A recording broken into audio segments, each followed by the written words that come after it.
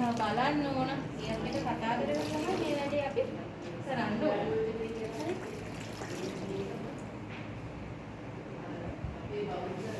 ඊට අපි දැන් බබාව නාමල ඉවරයි. අපි ඉක්මනටම බබාව හොඳට තියරි කරගෙන දෙන්න.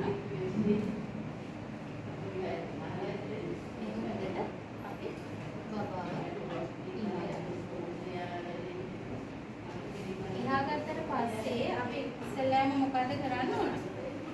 අපේ හිස බබාගේ ආවරණය කරන්න ඕන. ඔප්පිය දාන්න. ගොඩක් මාර මේ හිසෙන් තමයි උෂ්ණත්වය වැඩිපුර පිට වෙන්නේ. ඒක නිසා තමයි අපි හැම වෙලේම හිස ආවරණය කරගන්නේ. ඊට පස්සේ මෙයා හොඳට අපි පිටිපස්සට එහෙම අරවලා පිළිගා ගන්න. එතකොට අපිට මේ බබාගේ ඇඟේ තියෙන වෙනස්කම් මේ නාභියේ තියෙන වෙනස්කම් බලා ගන්න පුළුවන්. අපි මේ නාභිය පිරිසිදු කරද්දී අපි වෙනම සොබ්බලින් කරන්නේ ඒ නාවනකොටම සෝදලා මෙයා කරනවා. ඊට පස්සේ අපිට මේ නාභිය පිරිසිදු කරන්න අපිට තියාගන්න පුළුවන් වෙනම නැප්කින් එකක් සතියෙම එක අද දැන් නැවවන සෝදලා වේලලා අයින් කරලා ආයෙත් ඒක පාවිච්චි කරනවා. ඒකෙම කොනක් අරගෙන මේ නාභිය වට අපිට හොඳට පිරිසිදු කරලා ඒක නැතුව තියාගන්න.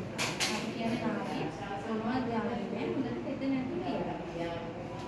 ඊට පස්සේ අපි මේ බබාට ඉක්මනට ඇඳුම් ටික අඳ ගන්නවා. ඉස්සෙල්ලා මොනවද දාන්න ඕන? අත් වලට මේස් ටික දාගන්න. අත් මේස් දාන්න.